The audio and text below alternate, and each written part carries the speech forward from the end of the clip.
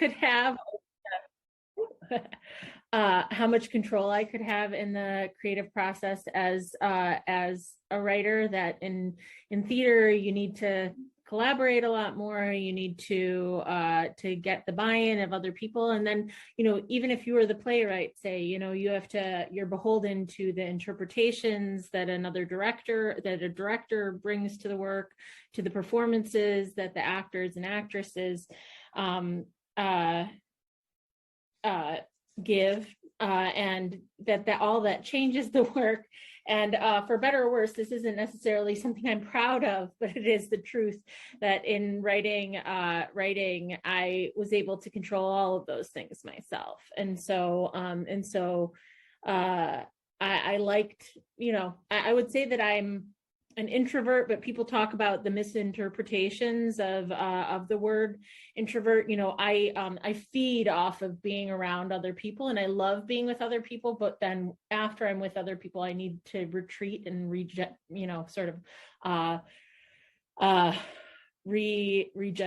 and I needed alone time, and writing gives you a lot of alone time. So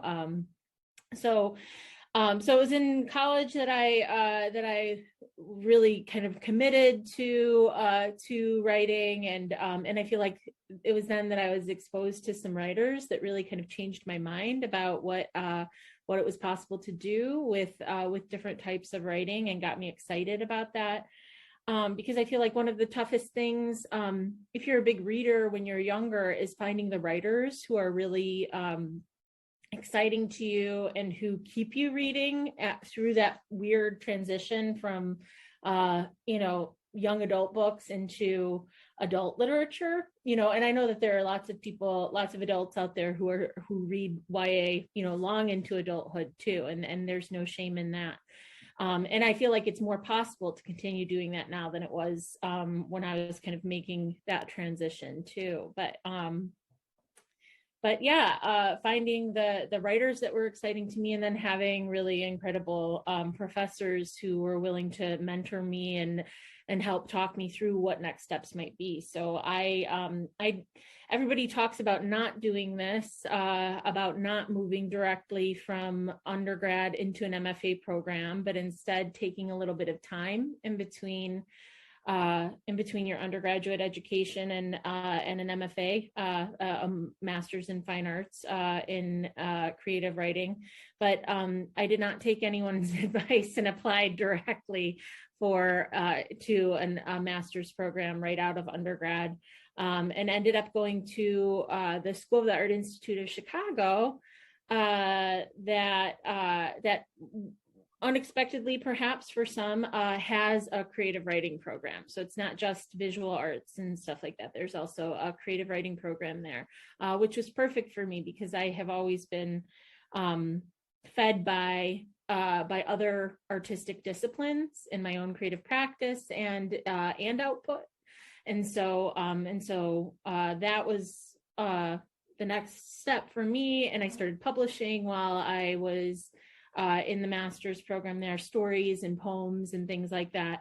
And then I know one of the other questions today is about advice for writers who are just starting out or who are looking to be published, and then some questions about agents too. So I might leave that side of my experience off for right now, and we can address that when we come to it. Sound good? Yes, that's great. Also, this might be revealing too much about you, but you mentioned that the visual arts really feed you as well, like other art forms feed you. I do remember in class together in undergrad, like the journals you would keep, they often had like cutouts from magazines or other kinds of visual art like embedded in them. So that makes perfect sense. Yeah. I often have an art book of some sort like open next to me on the desk while I'm writing, and I feel like images are really important to me in my writing. And so kind of like feeding myself in that way and thinking about the mood and the tone and the symbolic meanings that can come from that stuff it's something that keeps me going. It's a way that I can kind of trick myself into continuing to work even through points where I feel kind of stalled out. Yeah, absolutely. Absolutely. Cool. Hold on one second. Pierce, do you want to you want to come up here so she can see you? So she feels like she's talking to a real person? Pierce is going to give you your next question. Right there. So what would you say are your like favorite pieces of media, like shows, movies, other books, just any sort of media in general? Yeah, absolutely. This is the kind of question that when people ask me it in meetings or in real life, I always freeze because I'm like, I don't know. I don't know what this is. But I mean, the fact is that I read like over 100 books a year. So it's not that that I'm not taking, influences in. It just, it can feel, I think that because I'm always reading and consuming this sorts of stuff, especially narrative, that quantity then makes it feel hard to boil down, what my favorites are. But I think there's a little bit of an answer to that question in what I just said, in that I try to read and consider a lot of different work, and I'm very open to thinking about how all different sorts of literature and media can inform the work that I'm doing, but if pressed, because I know it's helpful to have names. So one of the things that I do is a kind of speculative fiction that verges on horror, that is sometimes classified as horror. And so in terms of the writers who I'm thinking about a lot, for that, I really love Shirley Jackson, who people have probably read The Lottery, but you might know The Haunting of Hill House. My favorite novel of hers is We Have Always Lived in the Castle. And Kelly Link is a fantastic horror short story writer who also drifts into fantasy as well, or magical realism, fabulism. Those kind of definitions. Same with Helen Oyeyemi. She's a Nigerian writer who is just fantastic and retells fairy tales in really updated, interesting ways. Or they're not even really retellings. It's more like she's sort of absorbing the imagery of fairy tales and recasting them, like shaking them up in a bag and recasting them in new stories. I'm also really drawn to fragmented forms, to telling that plays with brevity and elision, and sort of like taking traditional narratives apart and using instead using pieces and thinking about how we fit together the pieces of writing and narrative. And so the writers that I look to in terms of that, there are two that come to mind that were introduced to me while I was in undergrad at Illinois Wesleyan with Kathy. One is, I did a novel writing independent study while I was at Illinois Wesleyan, and the professor that I was working with was a poet, actually, and I think that that's an important kind of detail or formative thing about the way that I think about fiction, is that I think that sometimes I do approach fiction with a kind of like poet's sensibility in terms of the importance of language in the work. But we had worked out all of these kind of popular literary novels at the time to read.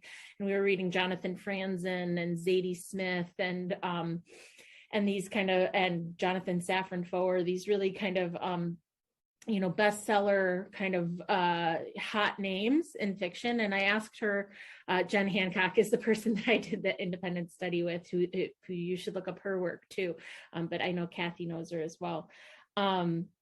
I asked her what her favorite novel was, and she told me that a novel called Wittgenstein's Mistress by David Markson, that's told in these kind of like tiny fragments, and a lot of it is about the story of the book is this woman who believes that she might be the last woman on Earth, but she's kind of telling it as she just rambles about the things that she knows and has studied in her life while she's wandering around in the streets looking for some other person on the planet. And it's kind of told in these like 1 or 2 sentence little line paragraphs, and it gets like, it has a real rhythm to it, and it feels almost like a collage. And that book is kind of always in my mind while I'm writing. And the other writer that I love is Fernando Pessoa, he was a Portuguese modernist, but he's most well known because he created these things called heteronyms that were, it was 72 different writing personalities that he wrote through. And all of them did different things. Some of them wrote fiction, some were poets, some were critics, some were journalists. And so he was managing all of these different ways of writing and thinking about how they informed one another, and doing it all in secret too. So people didn't know that all of these different people that they thought were making up the Lisbon literary community were him. And so I think about a lot about that ability to manage lots of different types of creative energy and activity when I think about him. But then, I have to admit that my consumption of media in terms of TV and movies is maybe can be a little embarrassing. One being because if you looked at at what I watch the most, it would be the Real Housewives franchises. I mean, for better or worse, that is probably what I spend the most time looking at the TV for. Like I can also give you like more prestige answers. Like I love the show Atlanta. I love comedy stuff. Like I love I Think You Should Leave, this kind of like weird Adult Swim kind of energy of fragmented sketch comedy stuff, or Nathan For You. And I think a lot of that has to do with like just loving to watch people and watch how people work through uncomfortable situations. I think that I have a little bit of an obsession with that. But then, like things like The Wire and The Sopranos too, I think like you don't really get better than those, than the writing for those TV shows. And then for films, I do like, I'm very, very picky about the horror films that I love, but I do have a few that I think ultimately are some of my favorite movies. I'm thinking of Bayona's The Orphanage, if you haven't seen that movie, is so beautiful for a horror movie, but so troubling. There's a movie from the 70s called Don't Look Now by Nicholas Roeg, if anyone's seen that one. And then dark comedy too. So like Harold and Maude, or there's a movie called Frances Ha that I watch all the time. Like if I'm sick, that's what I put on because it's just like a comfort to me. But there's, it's a similar thing to kind of what I was saying about just kind of watching people. And I think this is true in the reality TV stuff too, like watching the way that people perform themselves and how they want to be seen versus how you end up actually seeing them. Like a kind of obsession about the distinction between how we think we're presenting versus how we're being received, I think is something that I go to visual, movies and TV shows for. Okay. Sorry, I feel like all my answers are so long-winded. I can be It's fine. No, I love it. Jack, I think you're absolutely right. Like watching those kinds of things is the ultimate people watching. Yeah. It's like And you do such a good job in your writing, kind of exploring human psyche and human condition, that it makes absolute sense. Also, it's just fun and like brain, just candy, right? Watching the shows yeah. just candy. Well, and I should say that like when I'm watching trashy reality shows, I'm usually not actually watching them, right? Like I'm responding to emails, or they're on while I'm cooking or something, it's just like, I don't know, it's like eavesdropping in a way. Nice. It's like you can bring eavesdropping into your home. Yes. I love it. That's awesome. Yes. I think Mackenzie might have a question for us. Yeah. You want to sit here? Okay. Why not? Why not? She says, I love the energy. Hello. I love your hat. Thank you so much. I appreciate it. What are your main inspirations for your stories? Yeah, well, I mean, that kind of is the perfect connector with what we were just talking about. Is, I mean, I feel like I am just fed by watching people, by interacting with people and watching people. And that doesn't mean to say that I'm like, anytime that I'm talking to a person, that I'm thinking, how can I turn this into a story, right? But I am guilty of, like if I'm at dinner with my partner, he'll be like, where did you go? And I'm like, oh, I'm absolutely deep in the conversation that's happening at the booth behind us, Yeah. And so, sometimes I feel like sometimes it is that level of observation of like listening to other people or observing other people.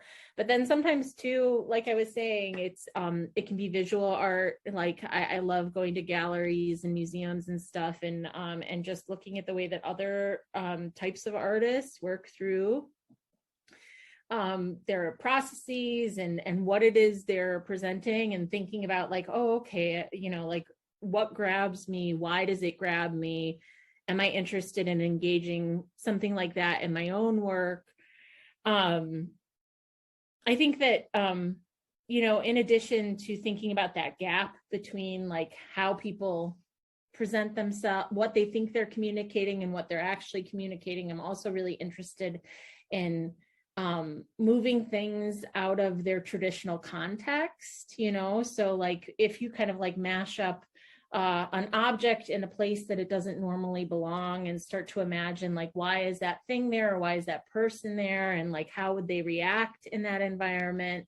I think those are kind of those are like cheats that I have for myself if I'm like, I want to write but I don't know what I want to write, and so so kind of like thinking about ways that I can create conflict or just surprise that will make me want to continue working. And then sometimes it's, a lot of times it can also be the things that I'm reading or watching, and thinking about the way that they're put together and what I'm learning from the way that that story is structured. And could I try to structure a story like that for myself? Or, is there a story that I really loved that I didn't love the ending, or I didn't love the way that they kind of worked through the problems that they were thinking about? And do I want to attempt to write my version of that too, So yeah, there's so many different ways that that a story can begin for me. Very interesting. Thank you very much. Thank you. So Jack, sort of piggybacking on that question, we talked last class about your story, Trivial Pursuits. Mm-hmm. Read that and talked about it. It fit in really nicely with things we were discussing about pattern and insights and things like that. But can you talk a little bit more specifically about the inspiration for that particular piece? Yeah. I think that so I feel like there are so many different like couples in that story, right? And people are always like, oh, this annoying couple, when I read that story, or if they've read that story, or, oh, I totally know who you're talking about. And I am like, my partner Jared and I, we are every single one of those horrible couples, like I feel like in terms of the judgment that's being cast about all those different people, like I feel like all of that comes from like a realization that everyone has something different to offer, but I think we're in a moment where people are not always given the most grace in terms of like the different sensitivities around what is being talked about, or in terms of like how much does it take to just write a person off. And so I think that's one of the things that I was thinking about, is that like before you cast judgment on someone else, are you looking at yourself with the same exacting eye, and so I think that was one of the things that I was thinking about just all of these kind of like the very like brief way that you can show a disconnection between people, and like how little it takes to just say like, oh, this isn't working out. But then also, I think the thing at the heart of that story is that everybody talks about how as you get older, it gets harder to make new friends. And so that was there in that story too. And who gets the blame for those difficulties, and who deserves the blame. Absolutely. When we were talking about like the insights that emerge out of that piece, definitely the idea that when you are adults, especially when you are adults in a couple, like how difficult it is to find friends in general, but then also like friends that both of you can work with, to have that connection all around. And when you find it, it's so precious. Cool. Thank you. I think I'm gonna have Lauren come up and ask you your next question. Thank you for all of these great questions. I really appreciate your reading and attention. Yeah. So my question is, do you have any favorite characters or like archetypes that you enjoy in your own stories, or just like writing in general? I don't know if I've ever like gotten this question before, actually. So this is a good one. I think that I love a grump. I love someone who's behaving badly. Like I'm the person who really likes a character who I like to read a character I don't like. And I like to be angry at them and frustrated by them, and I really love a kind of peripheral character who is allowed to behave badly or is an iconoclast in some way, right? And is allowed to be kind of extreme in their behavior in a way that you maybe wouldn't do with a protagonist, because you want to keep the reader on your side, maybe, and that's my own kind of approach to my work. I don't think you necessarily always need to keep the reader on your side with a protagonist, but yeah, I think that I like those peripheral characters, and maybe some of that goes back to like the acting background too, that my favorite characters in movies were always the character actors, the people who were the supporting players, who were a little bigger or a little bigger in gesture, and a little weirder. But at least in with all of the characters, I think I'm always trying to look for ways to create complexity, and even with a character who you really like show there some weakness in them, and think about, is there some aspect that can show that like not everything about this character is perfect and likable, right? Like everybody has something that you could pick apart. So I don't know if that's quite answering that question. I think that in terms of like stereotypes, like I try to avoid them at all costs if I can. But every character ends up fitting into some archetypal role, probably, right? But hopefully it's that archetype is balanced by some other minor characteristic that helps to show that that no one can be reduced down to just one thing. Adam, what do you think of this question? Cool. Just a second, I'll change chairs here, Jack. Yes, of course. This is Adam. Hello. Hey. What's the most difficult and the least difficult part about your job? Okay, so I was thinking about this. Oh, and I just realized I didn't think about half of the question. I just thought about the most difficult part.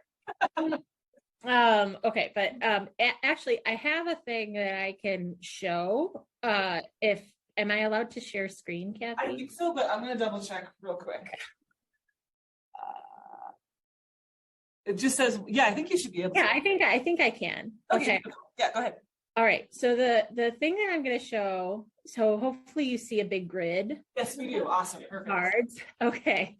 So so one of the most difficult things I think about being a writer is when you're working on a novel and you have to hold it all in your head at once. Okay.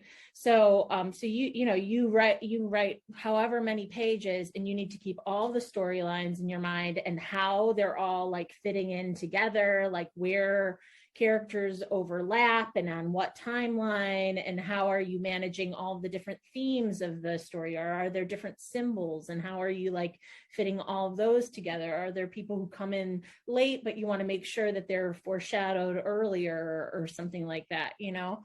So so what I've shared here is my way of doing that. I'm a very visual learner, but what you see here is the first, basically my organization for the first draft of the novel that Kathy mentioned is coming out in February. Okay, so each of the different color cards, for the most part, is a different character arc. So there are four main characters: the blue, the purple, the pink, and the yellow. And then the green are these sort of just like connecting bits or pauses in the or introductions, conclusion, that kind of thing in the book.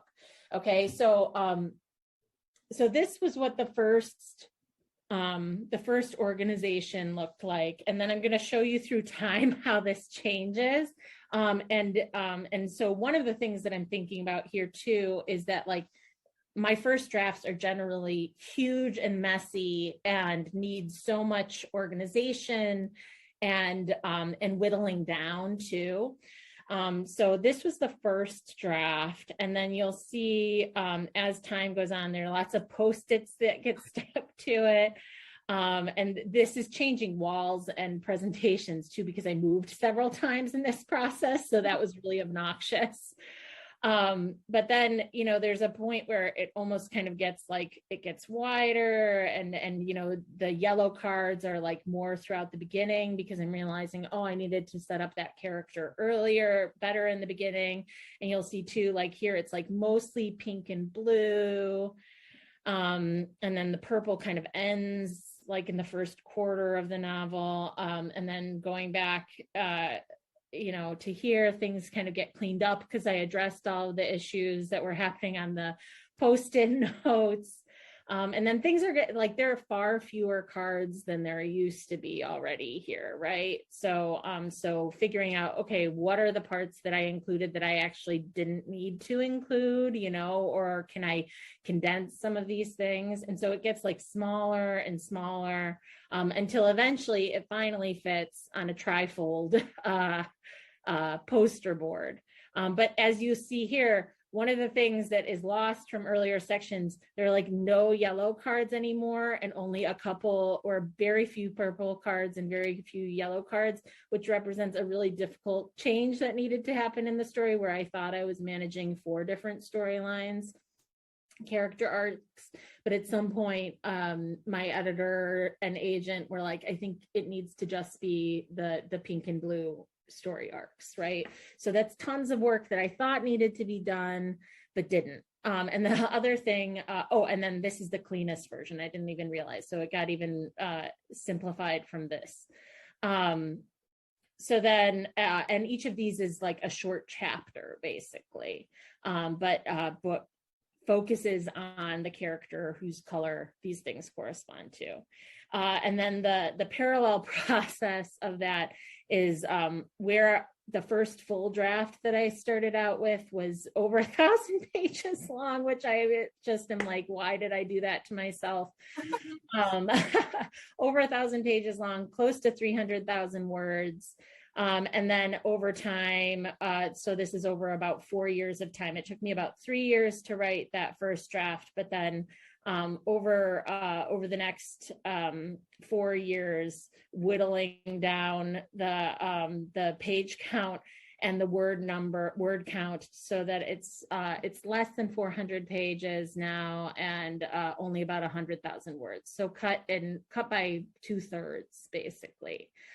Which, wouldn't it be great if I didn't do that to myself and I was able to write in a more sleek way and didn't need to go through that process of cutting everything down. But it's how I write, and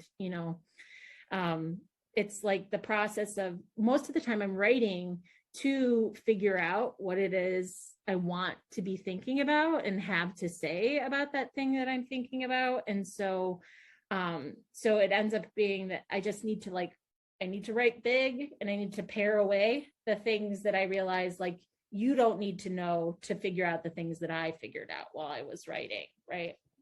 And that's not always the easiest thing, like cutting those 2 character arcs that I thought were really essential to the book is difficult, right? But I know that it's the book is better because of it. It's more streamlined, and it says the things that I want it to say more clearly. So I think that's one of the most difficult parts, is just yes, cutting the book down, but also just learning the book as you're writing it.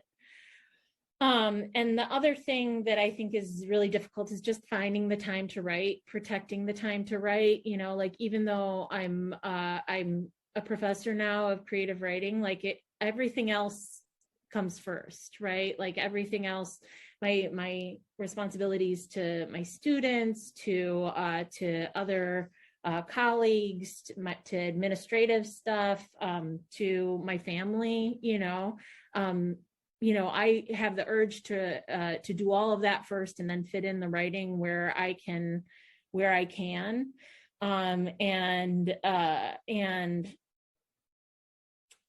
It can't be that way if you're actually going to get the work done. You've got to protect that time and fit it in. So what I end up doing is 4 days a week, I make sure that I write for at least a couple hours in the morning, so that I am slowly but surely moving towards my goals. And it means waking up, at various points, it's meant waking up long before the sun rises to make sure that gets done.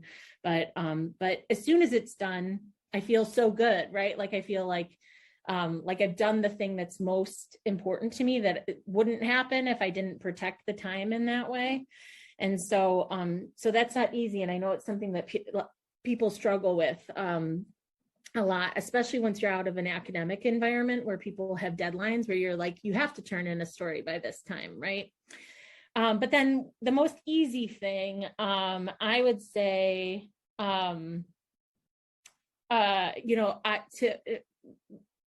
my detriment, perhaps, I will justify reading instead of writing, and being able to have a job where I can say reading the books that I really want to read is part of my job is a really lovely, beautiful thing. I would probably just read forever instead of writing, if there were a way to do that and get paid and, not have to turn it into something else.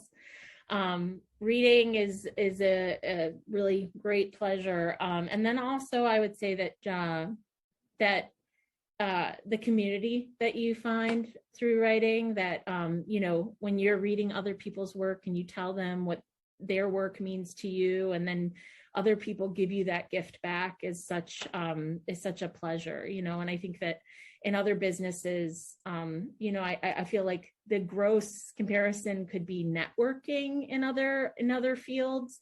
But in the writing life, I don't think it feels like networking. It just feels like community building and appreciating one another and being each other's audience. And that just comes really naturally. So, yeah. Well, thank you. Thank you. So something you said, Jack, reminded me, I feel like I attended a reading or like a question and answer thing you did years ago, or maybe I even hosted it, and somebody asked you a question that spun the routine of writing into such a positive light. They asked you a question about like, isn't it so great that you get to write every day? Or they asked you like how you do that, and your answer was so awesome because you said something like, oh, I don't, it sucks. Like making it happen sucks. It's like exercise, you know, you Yeah. you feel good like after. writing. Yeah. I don't like writing. I love Yeah. the feeling of having written, but I don't like having to sit there and do the thing because it's like, it's so hard, you know, like there are times where you forget it's happening, where you're sitting there and like, you know, things are kind of moving themselves along, but so much of it is, I mean, I find it really difficult to keep going, you know? Yeah. I find it difficult to get to that point, right? Like when you're in flow and you don't realize you're doing it anymore, those are so beautiful. But the difficult thing is practicing getting into that mode and having the time to get into that mode. So I just remember loving your answer, like, I don't like writing. And I'm like, yes. Yeah. Yeah. And, you know, and keeping yourself going through the moments where you're like convinced that you're going in the wrong direction or that you don't know what should come next, you know, like I have gotten to a point where I'm just like, well, I'm going to go somewhere, I'm going to go in some direction. And if the only thing that comes out of that is that I realize this isn't the direction to go in, then like, at least I'm showing up and I'm there for if the inspiration does strike, like if that right gesture does show up and starts like moving through me. I know that's a really like kind of metaphysical crunchy granola kind of way to think of it, but I am convinced that I'm not in total control of everything that's happening when I write. Yeah, I totally get that. And you have to kind of keep open the door for that muse to step in, but she might not show up, right? She might not show up that day. Yep. Yeah. Okay. So I love what you showed us about your storyboarding and how gutting it must have been to have to strip 2 whole storylines out of this massive thing that you wrote. That sort of leads into what it's like having editors and agents sort of helping you make or sometimes forcing you to make those decisions. So can you talk now about like how you kind of got into how you found your agents and what advice you have and those sorts of things? Yeah. So my first 2 books, I did not work with an agent for. So when I was getting started, I was reading tons and tons of pretty small press books that I thought were brilliant and I loved so much. And I was publishing a handful of stories. And sometimes when you're publishing in journals, agents will reach out and they'll say, I love this story. Do you have a novel? Because no agent wants to try to sell a story collection, unfortunately. They will, if you have the novel to go with it. And on very rare occasions, they'll try to sell the story collection on its own. But you know, so a few agents reached out and they said, do you have a novel? And I did. I had my first book, My Only Wife, but they kind of would generally say like, we like it, but we don't think we can sell it to like one of the bigger publishers. So at the time I was like, well, that's fine. I'm reading lots of stuff on smaller presses that I love. So and those often have open submission times where you can just send in a manuscript. Or they have contests that you can submit the manuscript, you know, for a reading fee, and it's possible you might win $1,000 in publication or something like that. So I sent that book to I think like a half a dozen different publishers that I really loved, and that was like my top tier in terms of like who are my favorite independent publishers that I don't need an agent to work with to get to. And one of them took it. And I mean, I feel like that's like about as lucky as you get. But you know, it was a small publisher. It's not like I made $1,000 on my first book. And that seemed super exciting and great to me, you know? And so I worked with, I asked them if they would be willing to put out my next book, which was a collection of stories, and they were. And then then while that book was already in process, the first book was a finalist for a major award. It was a finalist for a Penn Bingham Prize, which is a debut fiction prize, and it won another pretty small award. And agents started reaching out to me again and asked what else I was working on. And I talked to those agents, and I realized that I didn't love any of them that I was talking to. So I started sending I started querying, sending out a query letter about the project that I was working on, which is my third novel, The Grip of It, or my third book, my second novel, and reaching out to agents that I thought that I might be a better fit for, based on the writers that they were already working with, and found the agent that I am still working with now. Her name is Claudia Ballard. You know, I thought, okay, I'm going to start working with an agent, and then she's going to take this thing that I wrote out to sell it like next month or something, right? But she did not. We worked for close to 3 years together on editing that thing down and shaping it so that she thought it was something that that a bigger publisher would be interested in buying. And so, you know, if that aspect of publishing isn't clear, so for the big publishers and there are lots of imprints within these publishers that you might not see this, but like Penguin, Random House, Simon and Schuster, Harper, Little Brown, Macmillan is kind of an umbrella. They call those, like I said, more names than 5 there, but because there are a couple, some are combined, but they call them the big 5 publishers. And to publish at those, and to publish it at a lot of kind of medium tier publishers, you can't really just send a manuscript to them. You have to have an agent approach them with the manuscript and pitch it. And so that's the difference between publishing with a really small press and at a larger place. And, you know, they're negotiating for you, and they're negotiating between, if your book goes to what they call auction, which is there are multiple publishers making an offer on a book. They are the ones that are kind of like accepting those offers and negotiating with the different publishers to see who you can get the best deal with. So she worked with me for like 3 years, you know, reading version after version, draft after draft of that thing, and helping me to shape it. And I would say that, you know, one of the follow-up questions to that I feel like people always have is like, do you feel like you had to make compromises that made your book like commercial to the point of you like not actually agreeing with the changes you were making? And I feel like she was very open to me saying like, no, I know that this maybe isn't the most traditional or wouldn't make the book the most popular that it was going to be, but it's something that's really important to me stylistically, like a choice that I'm making, or, you know, like these are things that I want to push against in terms of what the most common way to approach this in a book would be. She's very open to that.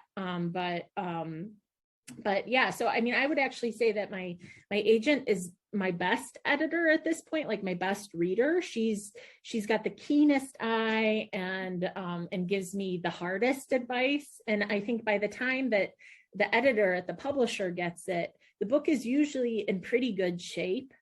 And the editor might still have some suggestions for things that could be improved, but hopefully they're not asking for those really huge changes at that point. Hopefully at that point the book is already like in pretty solid form that they wouldn't need to be asking for really holistic changes. But everybody has different relationships with their editors. I would say like that is true across the board, that like when you're starting out, you need to have the book finished and done to the best of your ability before you sell it.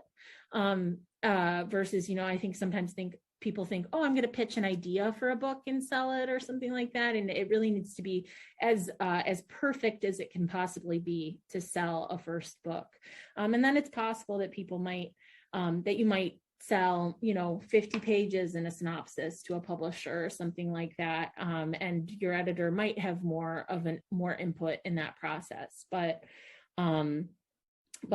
yeah, at least for a first book, it's really important to make sure that that the book is as good as it can possibly be before you start submitting it either to an agent or to smaller publishers, if that's the way you're going to go.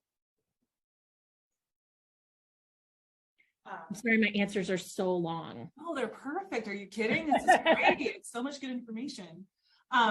So I'm going to ask the class, do you guys have any follow-up questions or other things you were curious about? Because I have something else I'm going to ask you, but I'm going to let them speak first. Does anybody have anything? Yeah, Adam, go ahead. You just do it from there. When you have to cut out like the 2 story arcs in your novel, did you have to just completely remove characters involved with them, or did you just have to cut out just their stories? Did you hear that, Jack? Yeah, I think so. I think you said when I cut out the story arcs in the novel, did I have to like redo the whole story, or could I just like cut that out, right? Is that what you asked? Pretty much, just also like the characters that the story arcs are involved with. What did you do with those characters? Yeah, so with this book that's coming out, it was sort of like there are points where the characters involved themselves in other storylines that were kept, and so basically what ended up happening is that I ended up keeping those characters in the story in the moments where they overlapped with those other 2 main storylines, but the points where they diverged and had a life of their own that was separate from that main storyline is what I ended up cutting. So I thought that I wanted to have like a full picture where you saw where they had been before they came into this other character's life, and then what happened afterwards too. But I realized like I could only really kind of keep them in those moments where they're involved in the main narrative. So then what I ended up doing, and I can let you know how it goes, is that for those 2 characters who I ended up cutting, what I've tried to do is write just longer short stories about those individual characters and their time before and after this narrative. And what we're trying to do as a publicity gesture for when the book comes out in February is we're submitting those stories to different magazines to try and publish sometime around when the book publishes, so that people can like potentially read that and say like, oh, I like the style of this, I would like to read a full novel of the other characters that are mentioned in this short story. So it's ended up, I don't know, we'll see how it goes. I feel like someone will publish the other 2 stories, but I feel lucky that my agent was willing to aim high with these to see like if we could get some bigger publications for them, and hopefully a little bit of buzz. Yeah, I was hoping that we're going to be able to salvage that somehow, or they're going to Yeah. all of that hard work is going to show up elsewhere, Like, Yeah. I call that when I'm writing, it's not always that clean, right? It's not always like a character that just gets cut. And there definitely were things that I needed to like, because that was like, in other projects where I've had to cut stuff, sometimes you end up having to do some revision around what you needed to cut, because like I'm thinking of another project that I was working on where something else got cut, and I sort of like still needed some of that information to get to the reader, but I needed to figure out a different way to do it because previously it had been coming through this character, right? That who now has been combined with this other character, and it doesn't make sense for that information to come from them anymore, But yeah, I mean, even when I'm writing, like if there are sentences that I love that I'm cutting, it goes into what I call a graveyard document where like, if I'm feeling stalled out and I want to work on something, at least I've got one good sentence that I could write something from. Yeah, absolutely. I'll even do this thing where if I cut something from, let's say, a poem that was too explainy or something, maybe that ends up being part of a nonfiction thing later, or some other genre even, right? Because the image just didn't fit here or something. So it gets, put in a graveyard document essentially and zombified, comes back to life later. Cool. Anybody else other questions, follow-up questions you have for Jack? Okay, well, I was wondering, since we're already talking about it anyway, if you wanted to say more about your forthcoming book, because the subject of it is so fascinating and all the work that you've done to put it together. Do you want to tell us a little bit about it? Because I would love for my students to know more about that book. Yeah, sure. Thank you so much.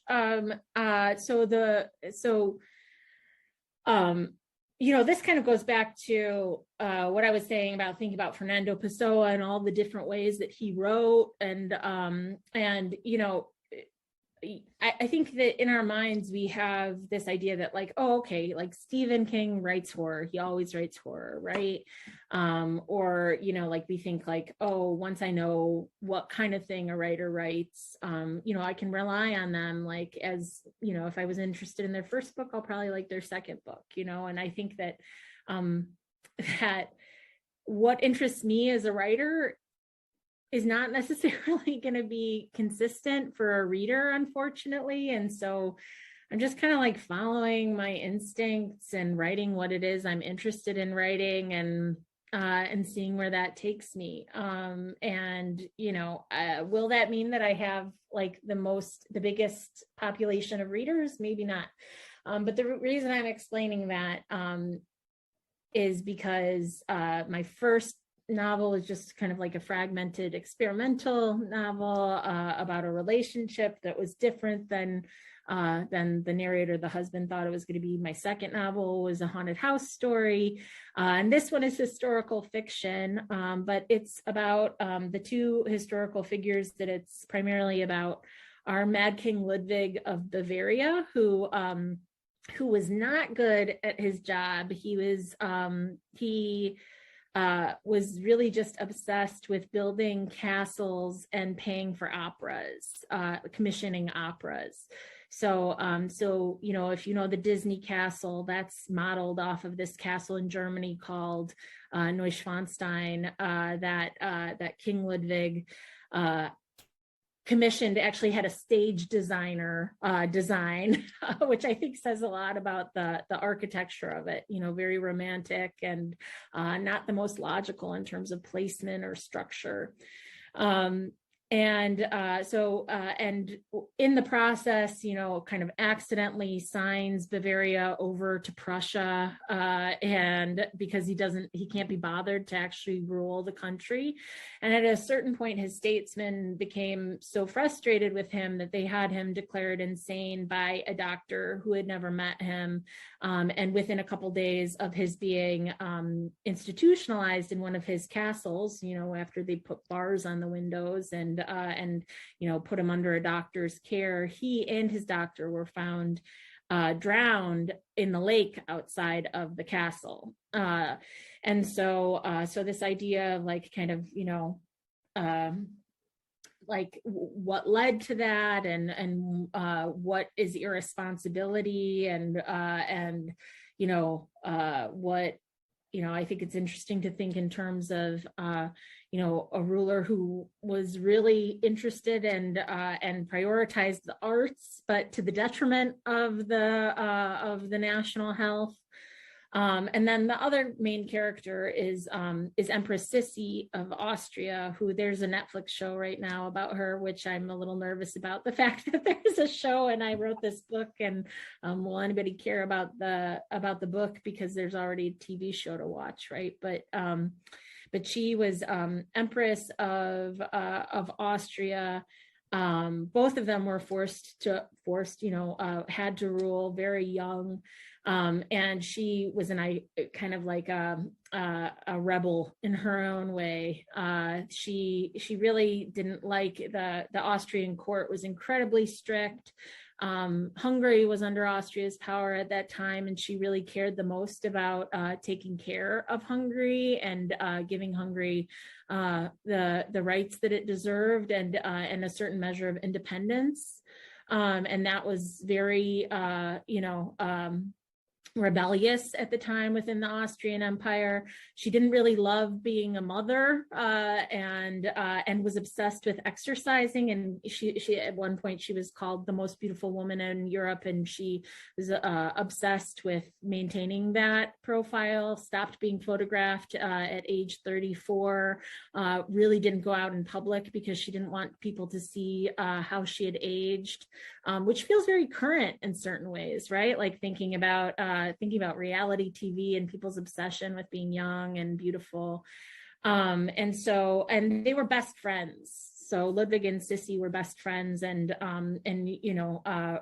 kept up a lifelong correspondence and supported each other through these difficulties. But they were both kind of like not the typical rule followers that their courts wanted them to be. So yeah, it's about both. And then Sissy is assassinated at the end of her life by an Italian anarchist who, is Austria and Italy were at the time, in conflict as well. So both of them met these kind of very untimely ends because of their rebellion /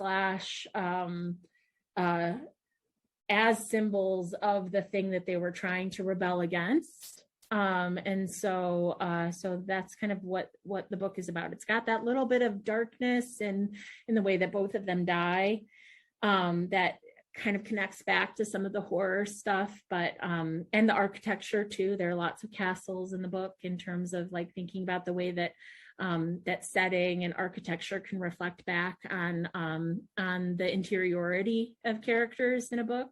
But yeah, it is definitely a departure from my work that's come before. I love that though. Why be pigeonholed? Like we like it when actors try different things and they don't pigeonhole into characters. So why can't writers do the same thing? Yeah, well, I mean, I feel like my career is like what I'm interested in, like I want to stay engaged and interested in. If I was doing the same thing all the time, I'm not the type of person who would continue to be interested and excited and keep doing the work, so I'm just going to kind of keep following my passions, my obsessions. Yeah. So your research for this novel, it took you to Europe, right? Did you go and visit that castle you were talking about, or? Yeah, and he's got many castles, and I feel really lucky that I got to visit almost all of them. A couple of them are closed to the public, and I wasn't able to gain access. But yeah, I mean that's another thing that's the easiest thing about being a writer is that if you can carve the time out from the rest of your life. I've gotten fellowships that have allowed me to travel internationally for months at a time, which is pretty great. That's a great perk to be a writer, right? International travel. Yeah. Cool. Thank you for sharing that with us. I just think it's a part of history that I actually didn't know about before, and it's so fascinating. And it actually, I think it's right in line with the kinds of things that you say you're interested in and that you write, because it's again looking at the way humans want to be perceived and perform their perceptions, and I think it's great. It's awesome. I'm looking forward to reading it. Thank you. Thanks. Any other questions from anybody? No? Oh my gosh, Jac, thank you so much for joining us today. So wonderful. You gave us such great answers, and just thank you so much. I'm going to let the students say bye to you too, but thank you so much, Jac. Thank you all so much for your time. Thank you for reading. Thank you for your attention. I wish you all so much luck with all of your writing and reading as well. Thanks. Bye, Jac. Thank you.